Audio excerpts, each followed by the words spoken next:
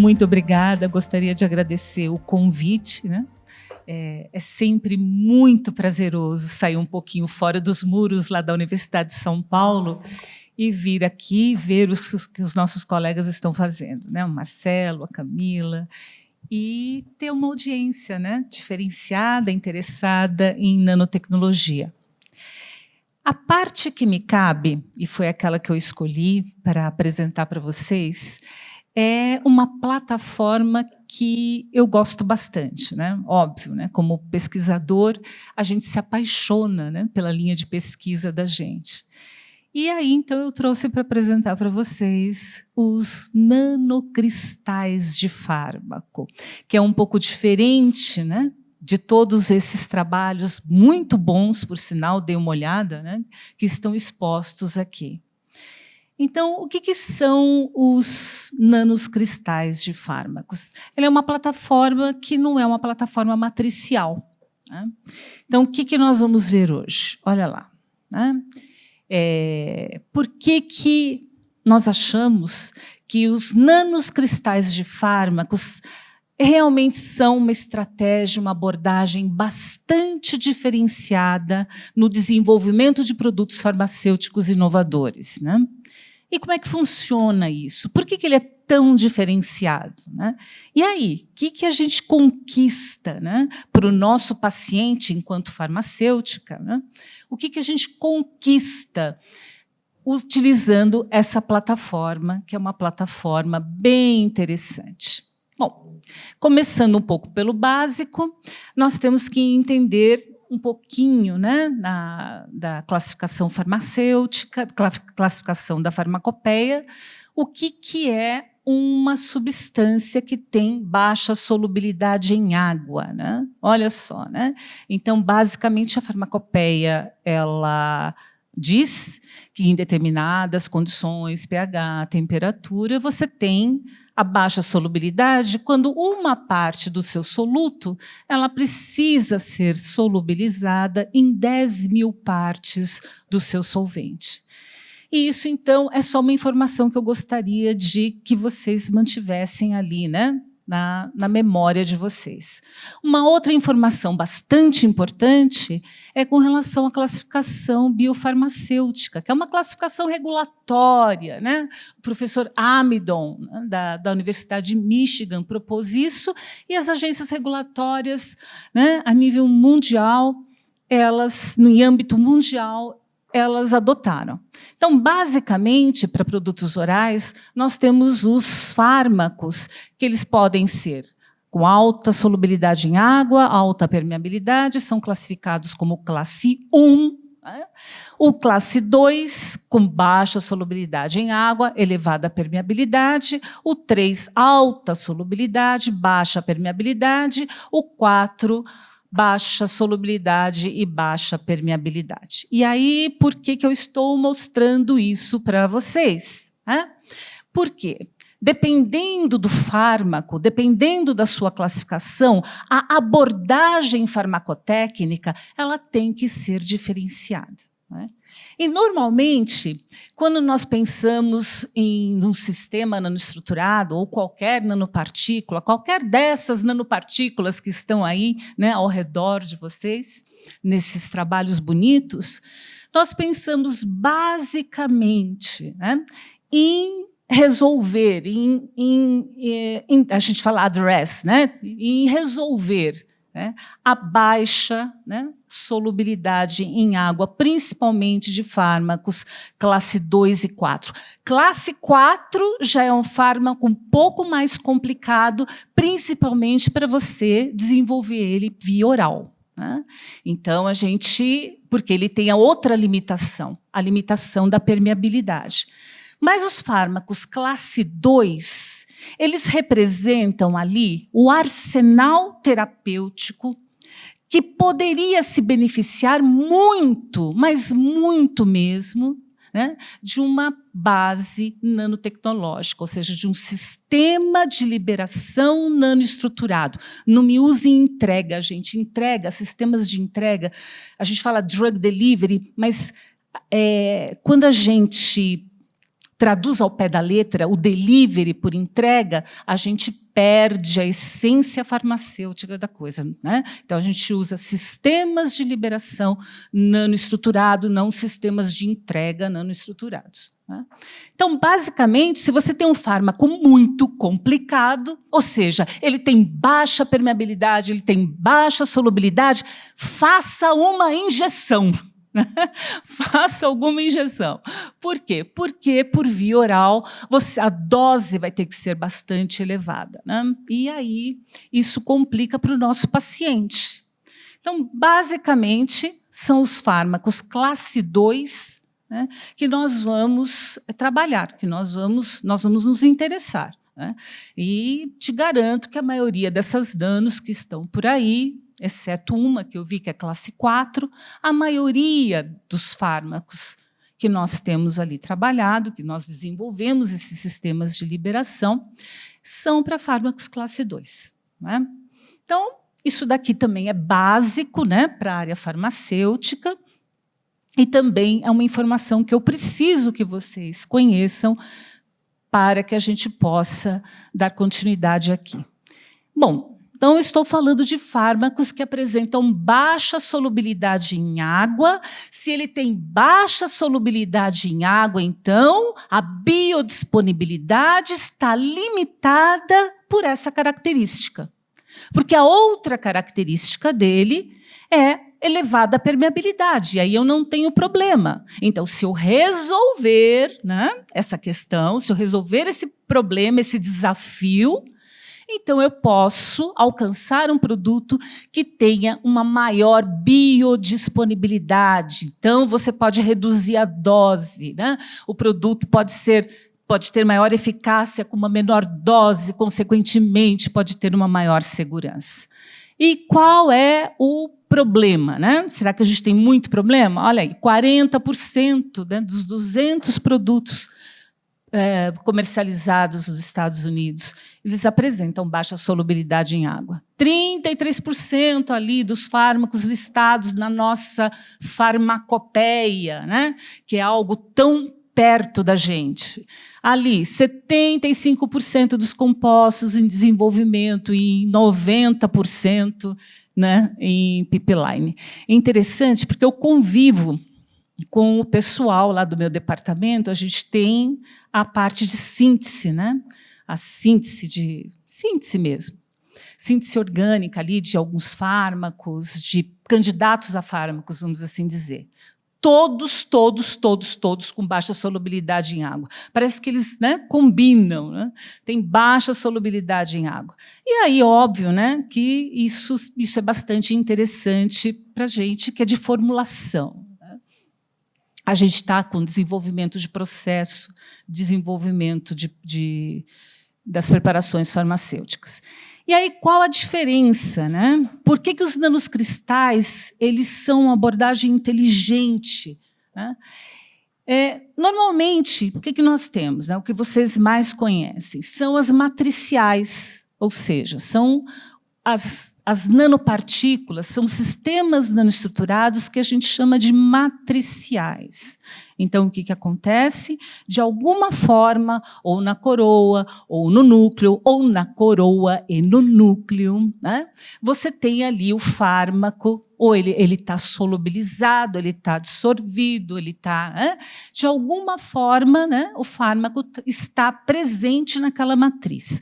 Os nanocristais de fármacos, eles não têm essa matriz, tá? Eles não têm essa matriz. Você obtém os nanocristais por meio da redução do tamanho da partícula, né? Então, você tem em escala, né, normalmente, nós da área farmacêutica, nós usamos fármacos micronizados.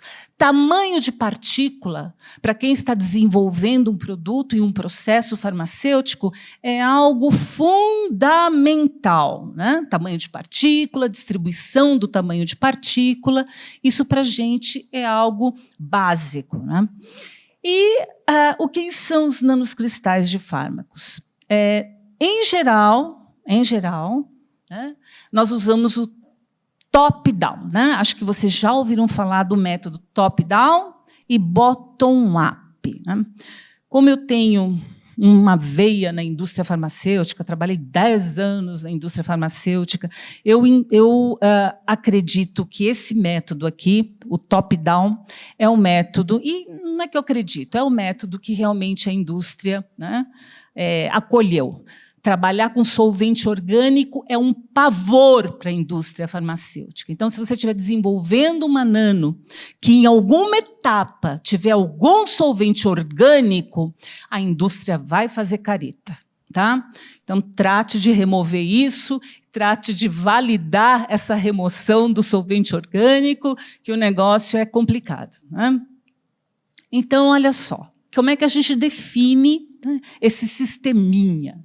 Esse sistema, basicamente, ele é composto, né, de partículas, né, abaixo de 1000 nanômetros. Eu espero que vocês tenham tido alguma informação a respeito, né, da definição do que a agência regulatória ela entende o que é uma base nanotecnológica, um produto com base nanotecnológico. Lembra que na nossa área nós seguimos a regulamentação, né? Então, está tudo lá nos guias, nós não podemos fugir disso. Tá? Então, abaixo de 1000 nanômetros, né? E nós não temos nenhuma matriz, e normalmente nós usamos para estabilizar esse sistema, óbvio, não, um polímero, um tensoativo. Então, como vocês podem ver, essa formulação ela é bastante elegante. Né? Então, a base, o nanocristal, você obtém meio aquoso, você reduz o tamanho da partícula, por exemplo, um dos métodos que eu gosto, moagem, né? Moagem a alta energia, moagem via úmida alta energia, né? E tem equipamento, dá para fazer o scale-up, não tem nenhum problema. E você tem, então, na seleção do teu tensoativo, na seleção do teu estabilizante, o teu maior desafio. Porque acho que, como vocês já sabem agora, né, já estamos, né, não é a primeira palestra, é bastante difícil nós alcançarmos a estabilidade desses sistemas. Então, assim, o nosso esforço todo, né, todo, quando nós fazemos uma preparação nanoestruturada, é para que o quê? Que as partículas fiquem separadinhas. Né? Porque você separa elas e elas grudam de novo, aglomeram. Separa, aglomera, separa, aglomera. Né? E aí a gente tem algumas abordagens para as nanos ficarem separadinhas. Né? E uma delas, né, é usando polímeros, normalmente de alto peso molecular, que são bracinhos. Né? Então, por exemplo, né, se eu estico o bracinho, se tem uma outra pessoa que estica o braço também, né, os nossos braços não vão permitir que os nossos corpos, vamos supor que os nossos corpos sejam os núcleos, que eles, então, entrem em contato. Então, é quase que fosse uma barreira física mesmo. E aí nós chamamos de estabilidade estérica. Né? Então, basicamente, o nanocristal... É muito interessante quando vocês leem um artigo de nanocristal. A gente não dá muita bola para o potencial zeta, que é uma característica muito importante de indicação de estabilidade, principalmente de estabilidade elétrica. Né? As partículas todas têm carga. Então, se eu tenho a mesma carga que a minha outra partícula irmã, a tendência é o quê? É se repelir. A gente não agrega, a gente não fica juntinho. Né? Então, quanto maior ali, né, essa característica elétrica, também eu alcanço uma maior estabilidade do meu sistema. Só que é tão complicado, né, a gente ter um sistema nanoestruturado estável, né, com uma estabilidade adequada, que muitas vezes a gente usa tudo, todos os recursos, usa a estabilidade estérica, usa a estabilidade elétrica e usa também recursos farmacotécnicos, né, como, por exemplo, a secagem. Né? A secagem é uma operação unitária linda. Né? Então, se você remove a água do teu sistema, aí o que acontece? A partícula não fica dançando e ficando juntinho ali com outra, né, no meio aquoso. Ela fica ali, estática. Ou então você eleva a viscosidade, né? Aí o movimento browniano fica o quê? Fica ali, né? A partícula fica ali estático, né? Naquele gelzinho, né, que a gente utiliza, os derivados de celulose, um carbopol, enfim. Nós temos aí infinitos recursos para aumentar a viscosidade e fazer com que as nossas partículas, então, não aglomerem. É tudo isso que a gente faz na vida quando a gente desenvolve um sistema nanoestruturado. É fácil obter um sistema nanoestruturado, gente. Não é difícil. Tem uma série de tecnologias, materiais. O difícil é a gente manter essas partículas umas longe da outra, né? Porque elas tendem sempre a se aglomerar, né? E aí, então, nós chamamos a partícula aqui sólida, essa daqui, né? Aquela que eu, né, peguei o martelo do Thor, né, moí ali o meu material, ficou numa escala nanométrica, e aí, então, esse cristalzinho a gente chama de nanocristal. Aí você vai falar assim, mas é nanocristal mesmo? Então, outra característica importante, né, a estrutura cristalina do fármaco, às vezes, com essa moagem, a gente acaba tendo um estado amorfo daquela substância. E aí o problema é que, se você, às vezes, muda a estrutura cristalina, às vezes você muda também, né, a eficácia daquela substância, né? Você muda propriedades. E, às vezes, você muda as propriedades de uma forma não adequada, né? Não ok. Porque a gente espera, sim, que todo nanocristal, que toda nanoestrutura apresente o quê? Propriedades surpreendentes, não é mesmo? Em comparação ao material micro e macro. A gente está esperando coisas diferentes, né? A gente faz nano para ver coisa diferente mesmo. E isso faz parte ali da visão regulatória de nanotecnologia. Então, vamos lá. E nanosuspensão, né? Você tem aqui o meio, normalmente a gente obtém meio aquoso. Então, né, para um farmacêutico, isso aqui é bem básico, a gente tem uma suspensão, né? Então, é uma nanosuspensão. Então, a formulação em si é uma nanosuspensão, né? Agora, aqui nós temos os nanocristais. E aí, gente, não é assim, funciona, né? O que acontece, né, quando eu tenho um nanocristal de fármaco de uma forma assim tão surpreendente? Por que eu faço nanocristal? Por que eu estou maluca, né? Para pegar todos os fármacos BCS classe 2 e transformar em nanocristal? Por mim, eu faria isso até morrer, né? Vamos lá, mais um, vamos fazer. Todos no mercado, eu gostaria que fossem nanocristais, né? Porque, gente, é matemático isso, não tem, né? A velocidade de dissolução, ela é proporcional a esta distância difusional. Não tem como. Se você tem uma distância difusional pequena, né? Olha aqui, está no denominador, você tem uma velocidade de dissolução alta, elevada, você melhora essa velocidade de dissolução. Lembra, fármaco classe 2 tem o quê? Baixa solubilidade em água, que é a limitação para biodisponibilidade. Então, agora, olha só, você reduziu o tamanho da partícula, matematicamente você vai ter uma velocidade de dissolução maior. E, olha, não é novidade nenhuma, hein? 1897, não errei o ano, não. Tá? Eu não errei o ano, tá bom? E também a solubilidade de saturação também, que ela é dependente dessa pressão de vapor, dessa curvatura aqui também. Então, a gente tem ali uma série de equações, né, que você tem, né, a sua molécula, né, ela passa, né, para o solvente, dependendo dessa curvatura, mais rápido ali, né?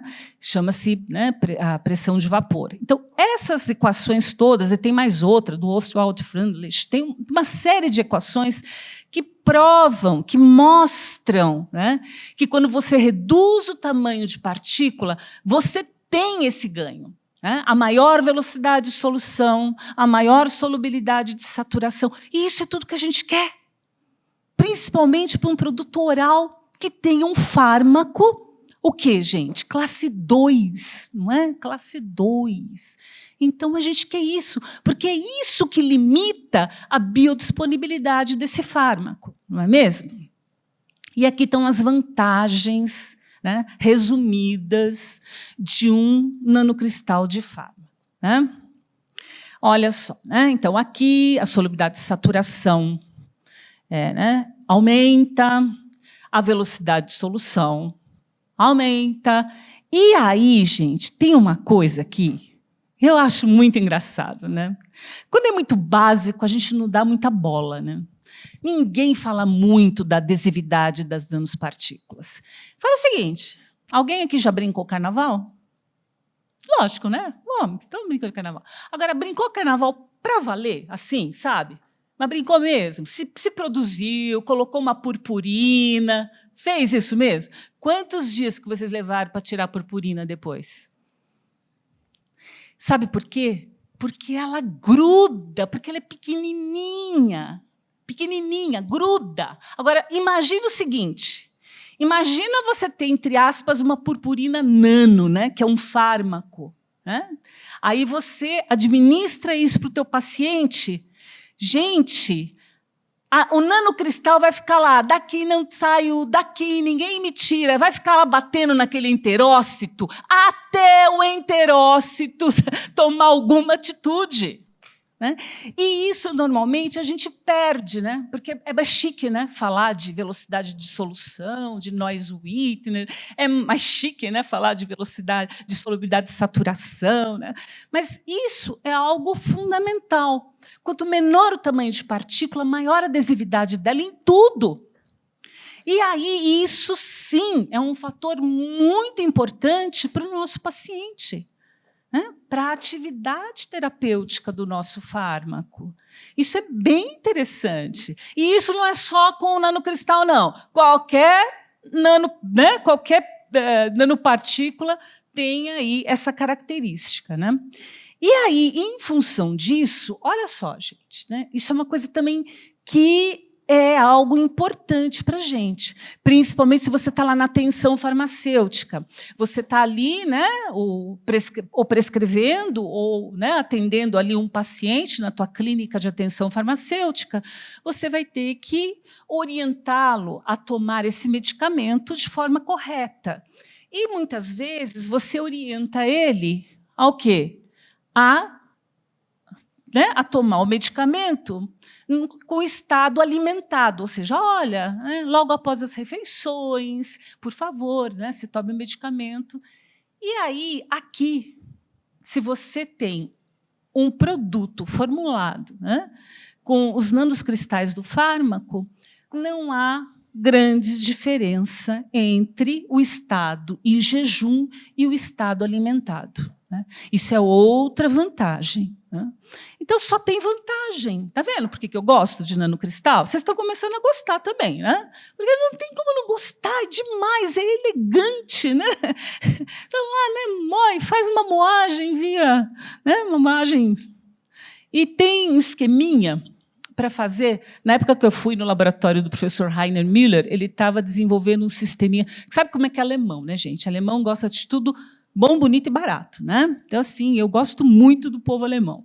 E ele estava desenvolvendo um sisteminha, viu, Marcelo, que dá para fazer em qualquer lugar, não precisa de equipamento, dá para você fazer toda a parte de screening preliminar, que em português eu chamei de moagem via úmida em escala reduzida. Né? E dá. Estou publicando todos os meus artigos assim, não tem problema nenhum. E vamos lá. Eu não sei, um dia me falaram que essa conta está errada, eu preciso ver de novo, tá? Mas, de qualquer forma, não importa aqui, né, essas continhas todas. Isso daqui é algo também que a gente precisa pensar, igual a adesividade. Puxa vida, se eu estou reduzindo o tamanho da partícula, né, essa relação, essa razão de área com volume, ela fica muito maior. Então, você imagina, né, um cubinho cabe na tua mão, ó, 5 por 5, né? Não cabe na tua mão? Agora, vamos pôr o cubinho aqui, ó, na mesa. Me dá o martelo do Thor. Alguém chama o Thor aí. Eu gosto do Thor. Eu gosto do Thor. Chama o martelo Thor. Vamos supor que ele me deu o martelo dele, me emprestou o martelo dele. Eu vou pegar o martelo dele, vou dar uma martelada nesse cubinho de 5 por 5.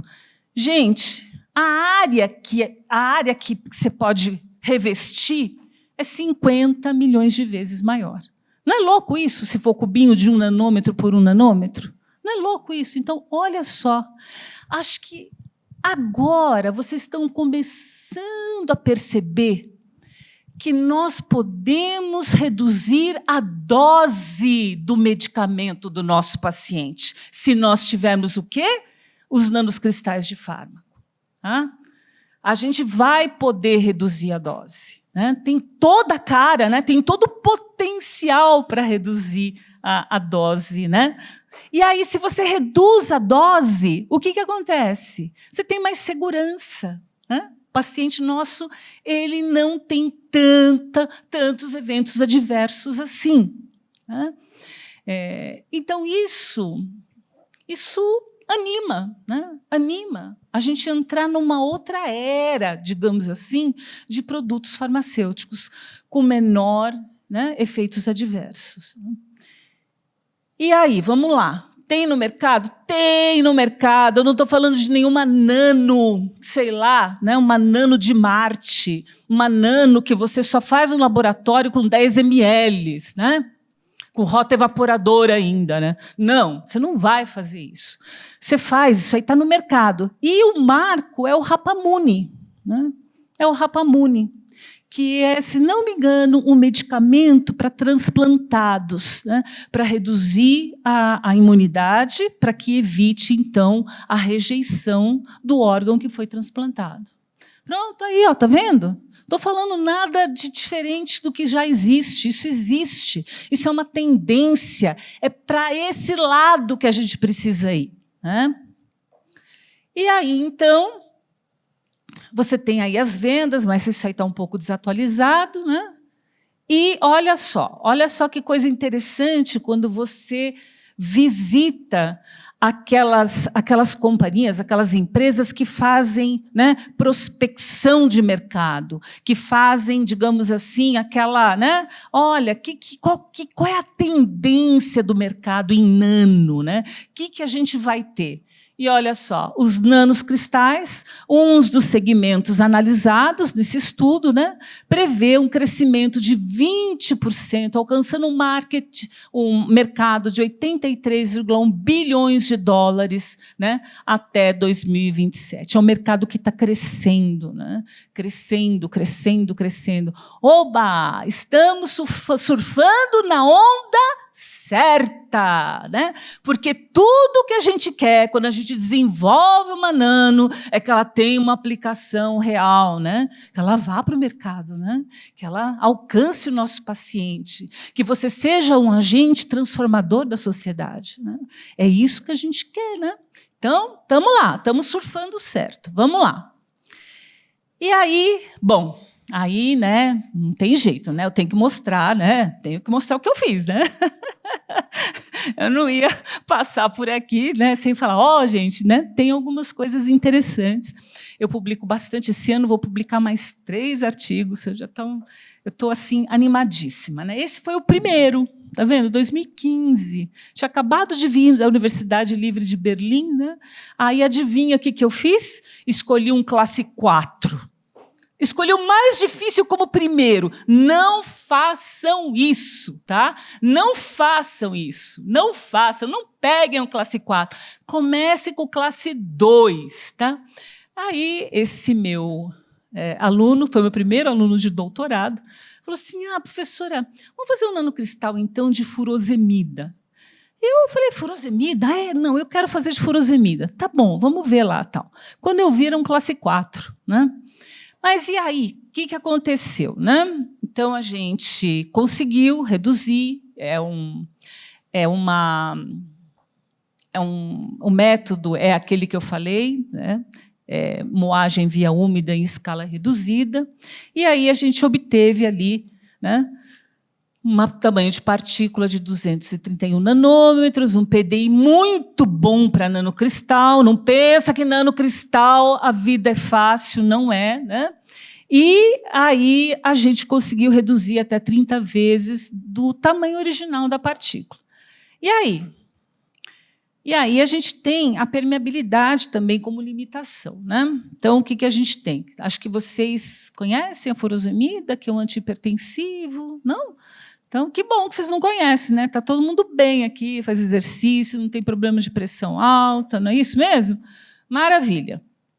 Então, olha aqui a injeção, o pH da injeção. Você quer tomar uma injeção de furosemida algum dia na sua vida? Nossa, isso mesmo, né? 9,5. Ninguém merece, né? Isso aí não, né? Ninguém merece. E, além do mais, ele tem uma absorção errática. E aí, quando absorve, entra no enterócito, o enterócito tem uma bombinha lá, né? As células são todas muito inteligentes, né? Ela volta o fármaco de volta, né? Volta o fármaco, vai embora daqui, expulsa o fármaco. Então, assim, é um problemão isso daí, né? Normalmente tem no mercado comprimidos de 40 miligramas. Só que assim, né, a absorção é muito baixa, você tem um problema de interferência se você está alimentado ou não alimentado, alta variabilidade, né? E ainda por cima essa bomba de fluxo aí que o fármaco entra dentro da célula, aí a célula fala assim, quem é você? Pode ir embora daqui, a festa não é para você não, vai embora. E expulsa mesmo, né? Então, fica difícil tratar o paciente, né? Muito bem. E aí, o que aconteceu, né? Lembra que eu falei que a solubilidade de saturação, velocidade de solução aumenta, né? E aí, que a gente olhou e falou assim, não sabe para nada, vamos jogar fora esse negócio, porque é classe 4, né? Mas olha só, aqui não adiantou nada. Ele ser 3,8 vezes, né, a solubilidade de saturação 3,8 vezes maior do que o fármaco não nanonizado, né, o fármaco na escala micro. Não adianta nada aqui. Por que não adianta nada? Porque a furosemida ela tem uma janela muito estreita de absorção, muito estreita, né, que é em volta ali dos 4,5, no pH 4,5 ali no nosso intestino. Então, não adianta nada ser muito solúvel, né, ter uma solubilidade de saturação elevada, o nanocristal de furosemida, né, em pH 6,8, que esse daqui é o quê? Né? É o fluido simulado intestinal. Aqui é o fluido simulado gástrico. E esse aqui é o pH 4,5. Lembra do nosso aparelho aqui, né? Quem absorve não é o estômago, não. O estômago talvez absorva alguma coisa de álcool, mas não é. O estômago não é para absorver nada, lembra? Não é, né? É ali os tubinhos, lembra ali dos tubinhos, né? E ali vai mudando o pH na medida que você vai se aproximando ali do final do teu trato gastrointestinal, tá? E aí, aqui foi 1,8, já melhorou. Mas olha só que coisa interessante. Se eu administrar para o meu paciente, né, a furosemida, já no meio gástrico, eu já tenho uma solubilidade de saturação aumentada de 2 vezes.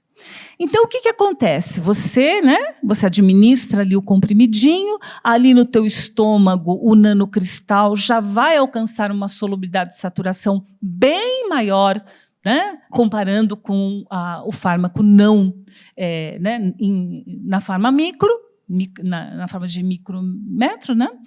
E aí, o que acontece? A hora que ele sai do estômago, ele está prontinho para ser absorvido naquela janela estreita terapêutica em que é absorvido a furosemida.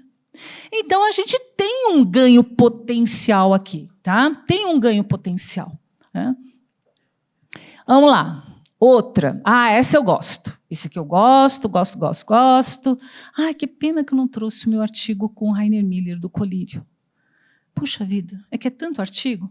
Mas, de qualquer forma, esse artigo também eu gosto bastante dele, né? E esse aqui a gente já está licenciando.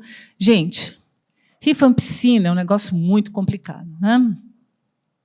Ele é para tratar o quê? Tuberculose, né? É um antibiótico, tratamento de tuberculose.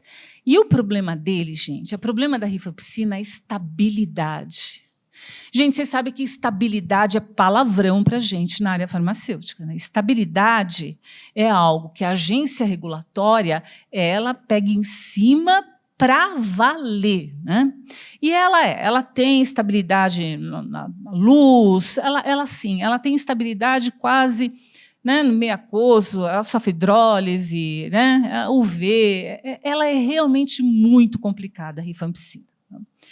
E aí, o que a gente fez, né? A gente, né, usou a gente chama de Miniaturized Wet Bed Wheeling Method, que é a moagem via úmida em escala reduzida, em português que eu traduzi. Aí você moe. Sabe com o que você moe isso aqui? É um sisteminha tão bonitinho. Você tem esferinhas de zircônia, né? Então, você tem algumas que são mais estabilizadas, que chamam ítria, enfim, são bolinhas, tá? E essas bolinhas, então, você coloca o teu polímero ou o teu tensoativo, lembra? O teu estabilizante, aquele que vai deixar as partículas uma longe da outra. Você coloca o teu fármaco, coloca a água e, basicamente, você monta um sisteminha com uns agitadores magnéticos e com essas bolinhas, com determinado volume dessas bolinhas. Aí você põe naquele agitadorzinho basiquinho, sabe aquele agitadorzinho mais, né, aquele bem simplesinho do laboratório? Coloca numa rotação bem alta. O que vai acontecer? As partículas, conforme vão girando ali, né, o agitador magnético, as partículas uma vão batendo na outra e vão quebrando. Aí o fármaco vai o quê? Se encontrando, né, com as esferinhas de zircônia e também vai quebrando. E também o fármaco bate na parede do recipiente, né, e também quebra. Então, ali tem vários mecanismos, né, pelos quais você consegue a redução de tamanho de partícula ali na tua bancada mesmo. Tá? Então, isso é um método muito bacana para você fazer a seleção, né? Ou, se você quiser ser mais chique, falar screening, né? Dos polímeros ou dos tensoativos, dependendo da abordagem que você vai usar. Então, basicamente, você tem, né, aí as vantagens, que eu já disse para vocês, né? Está tudo certinho, isso aqui é como ficou a nanosuspensão, está vendo? Ó, a nanosuspensão fica assim, é uma suspensão. Você olha, parece uma suspensão. É uma nanosuspensão, porque dentro tem o nanocristal. Né? E aí, óbvio, que para você desenvolver qualquer produto farmacêutico, como eu disse, nós somos uma das áreas mais reguladas que existe. Né? Acho que talvez a do avião, né, gente? Se não fizer direito, cai, mata todo mundo também, né? E a gente também, né? É uma área muito sensível. E, normalmente, quando a gente desenvolve um produto farmacêutico, a gente desenvolve dentro do ambiente da qualidade por design, né?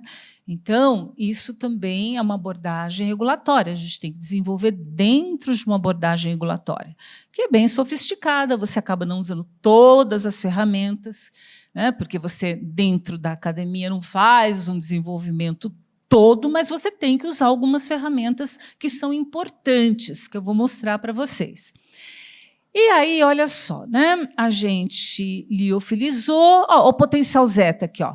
Gente, esse potencial zeta aqui é quase que o erro, a variabilidade do equipamento. Não é nada isso, não é nada. Não é nada. Não é -8. Se eu sou -8 e você é -8, a probabilidade de a gente ficar juntinho é muito grande. Porque a gente não é muito elétrico, a gente, né, não dá bola para isso, não. Né? Então, o que a gente faz? A gente tem que usar um polímero enorme. Né? Aí, usando um polímero grande, aí eu me afasto de você, porque tem uma barreira, né, entre eu e você, que somos as duas partículas ali de rifampicina. Tá? Então, por isso, assim, há muitos artigos de nanocristal, a gente nem coloca, porque não é importante, a gente sabe que vai estabilizar isso de uma outra forma, não com essa característica elétrica. Né? Olha, está bonitinho, né? 340, o PDI está fantástico. Esse PDI para nanocristal é um pouco complicado, né? Para nanolipídica fica tudo lindinho, né? 0,1, 0,15, né? Agora, para nanocristal, o negócio fica mais complicado, às vezes dá 0,4, né? E aí, né, o que você tem que utilizar? Como é que você entende o fenômeno que está acontecendo lá dentro? Né? E é isso que é importante para o farmacêutico que está à frente do desenvolvimento de produtos inovadores. Nós precisamos, nesse processo de desenvolvimento, adquirir conhecimento a respeito ali do nosso produto e do nosso processo. Então, a gente precisa entender o que influencia, o que é importante, qual é o parâmetro crítico do processo, né? Que nós vamos ter que controlar mais de perto, né? Para que a gente alcance aquele atributo crítico de qualidade, que é o tamanho da partícula que a gente quer. Né? Então, como é que a gente avalia a influência, por exemplo, do meu estabilizante, que aqui eu chamei de polvo, é Polvacoat, que é um acrilato polivinílico, uma cadeia enorme, né? Está publicado, se vocês quiserem saber, eu falo o que é, não tem problema nenhum. Né? Aqui também as esferas de zircônia, né? E aqui o tamanho que a gente chama de diâmetro hidrodinâmico médio, né? Porque você mede o tamanho da partícula em meio aquoso, então você tem um tamanho hidrodinâmico, mais ou menos nesse sentido. Então, aqui o que você vê? Você vê que a influência do tensoativo ela tem efeito até quadrático. Né? Num determinado momento aqui, você tem o menor tamanho de partícula com uma concentração aqui específica, né? De 2,2, sei lá, 2 alguma coisa aqui. Tá? Então, esse tipo de abordagem, que é uma abordagem estatística, usando desenho de experimento, dentro dos desenhos de experimentos, a gente tem assim, uma série de...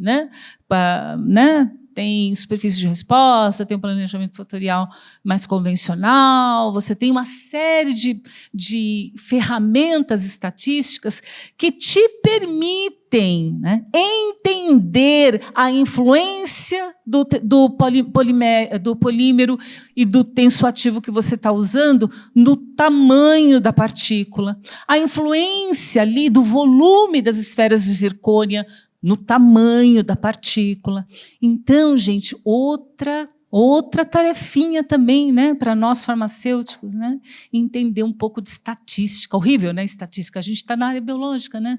A gente fugiu disso, né, concorda? Eu não vou para matemática, não, tá? Mas arranja um amigo estatístico.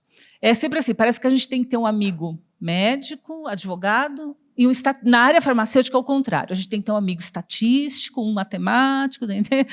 Esquece do advogado e do médico. Né? Que a gente precisa realmente entender o nosso processo, entender a influência, né, dos parâmetros críticos e dos materiais críticos na resposta, que é o tamanho de partícula.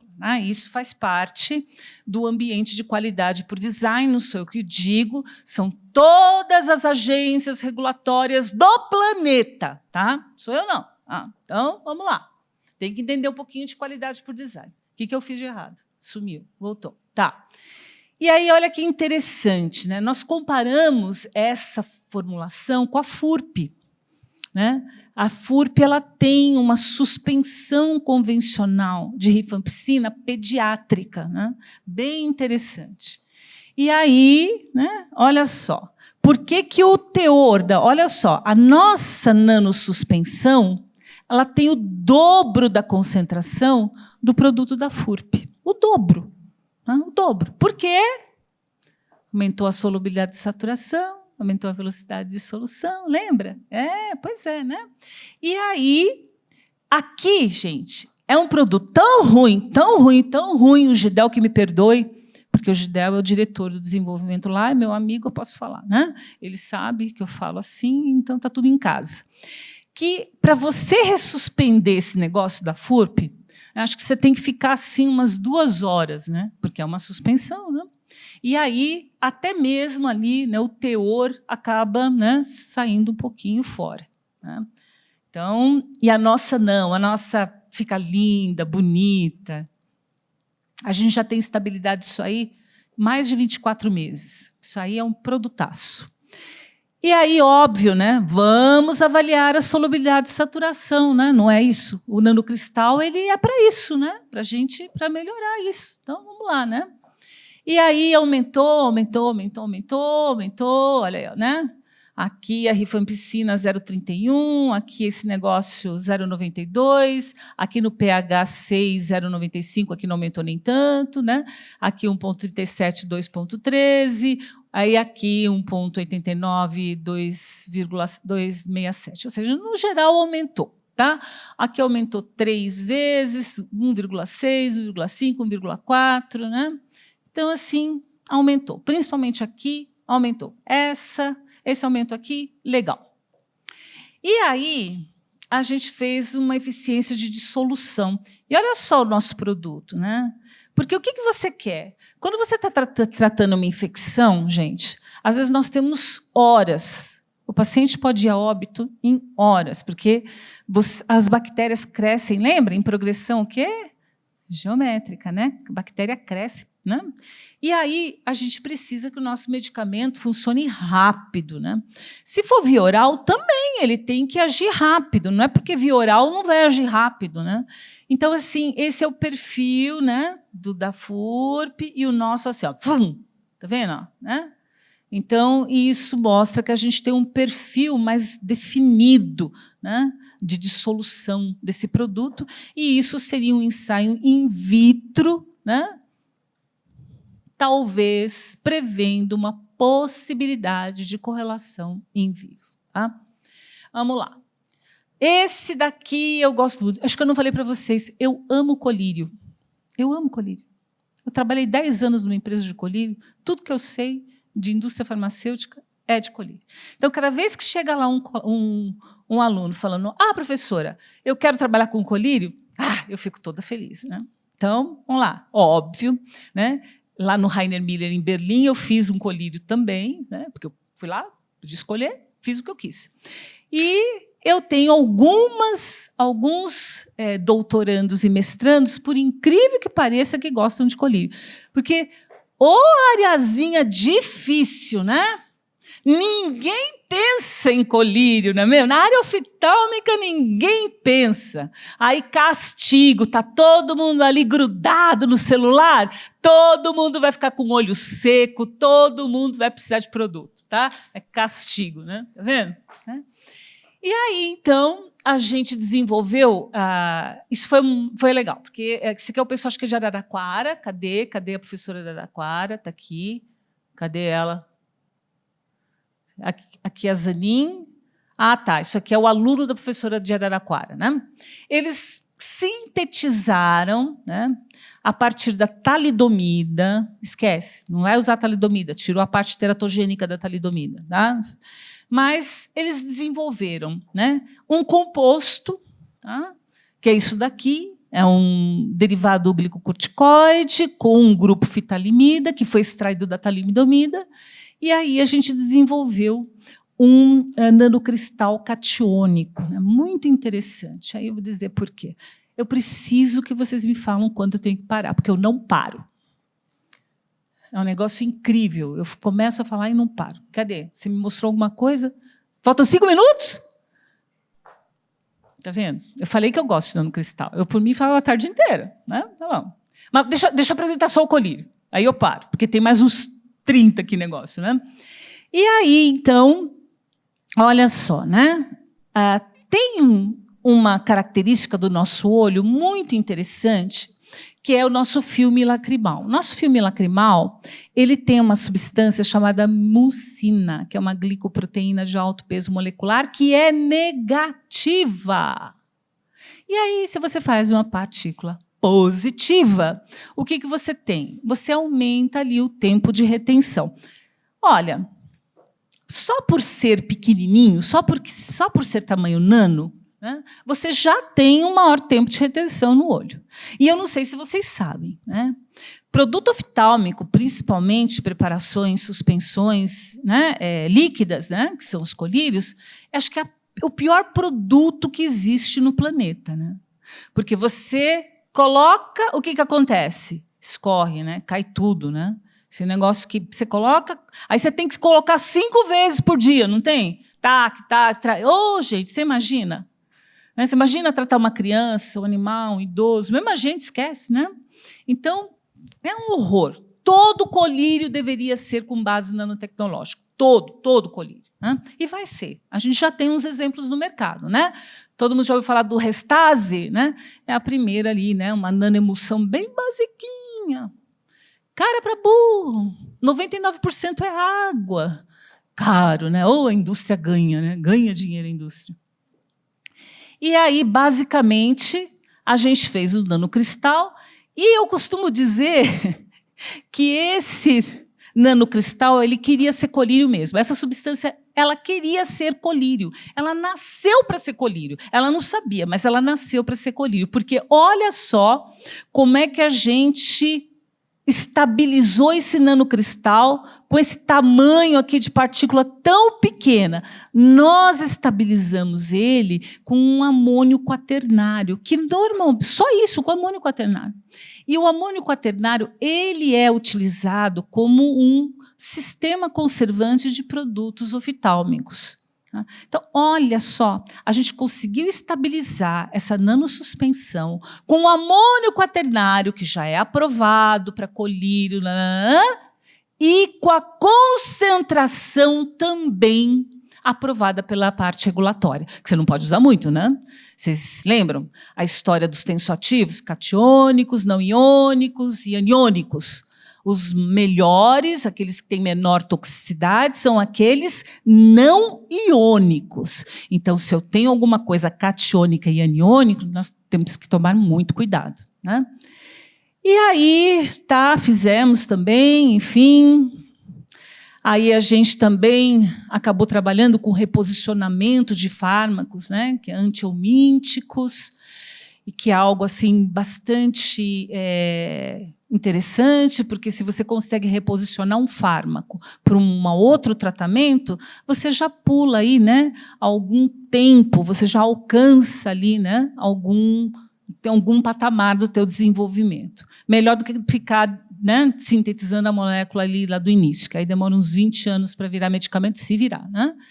Aí a gente teve uma... isso aqui, por que eu coloquei isso aqui? Porque até agora, no começo eu falei para vocês que quando você trabalha com esse método, que é o top-down, você pode alterar a estrutura cristalina do teu fármaco. Não é o ideal. O ideal é que você reduza o tamanho dele e que permaneça a estrutura cristalina. E aí, óbvio que existem, né, métodos e a abordagem, a difração de raio-x, a calorimetria, né, as análises térmicas. A gente tem ali, né, um arsenal, né, de técnicas para avaliar se a gente mudou ou não. Aqui, nesse caso, mudou não. E aí, aqui, a gente fez uns ensaios em animais, a gente concluiu que, se não cura o câncer, né, gente, complicado, né, pelo menos ele pode ser utilizado como um adjuvante no tratamento convencional. Tá? Basicamente, eu recomendo para vocês, para quem quer saber mais a respeito de nanocristal, esse artigo que a gente publicou, porque eu fiz questão de colocar toda a base, todo o fundamento, tudo direitinho. Lê ele, você vai ficar bem por dentro de nanocristal. Tá? É ele, né? É com a Luísa. A Luísa ontem ganhou um PIP da FAPESP, estamos indo bem. E aí, que mais? E isso também, vocês têm que lembrar desse negócio aí também, que é um fenômeno, aquele fenômeno que eu falei para vocês. Lembra que eu falei que eles as partículas, né, os nanocristais, eles querem ficar juntinhos. Eles não querem ficar separados. Você faz todo o esforço, né, para que eles fiquem separadinhos.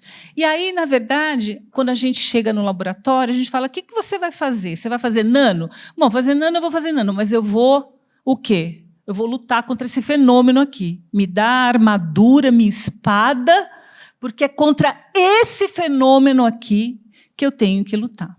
Chama Ostwald, o ripening, o ripening, né? Que é mais ou menos o seguinte: as partículas pequenas, elas se solubilizam e depositam numas maiores, né? E aí esse fenômeno faz com que nós temos com que agregue. E aí tem no YouTube, né, exatamente como ocorre esse fenômeno. Então, gente, não é só para nanocristal. Se você quer entender nano, primeiro, revisar.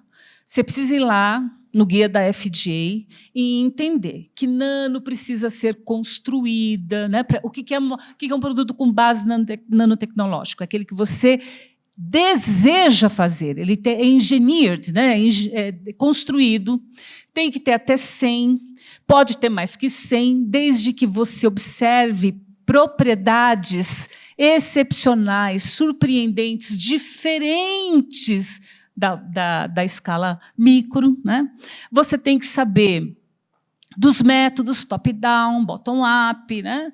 Os principais tipos de nano, né? As ferramentas que você utiliza para caracterizar a sua nano, né? Escolher um método, escolher, né, adequadamente todos os métodos de caracterização físico-química biológica e entender que você vai ter que lutar contra esse fenômeno aqui, tá? O tempo todo. E como é que se luta com esse fenômeno? Já disse para vocês. Utilizando um polímero peso molecular alto, talvez resolva, né? Você fornecendo carga para o teu sistema. Lembra do meu colírio catiônico? O potencial zeta dele era mais, sei lá, 35, 40. Né? Então, pronto, se você tem uma carga muito alta, você já mantém um pouco as partículas longe. Ou então, utilizando dos recursos farmacotécnicos que a gente aprende no base, né? Na base da escola farmacêutica. Né? A base, né?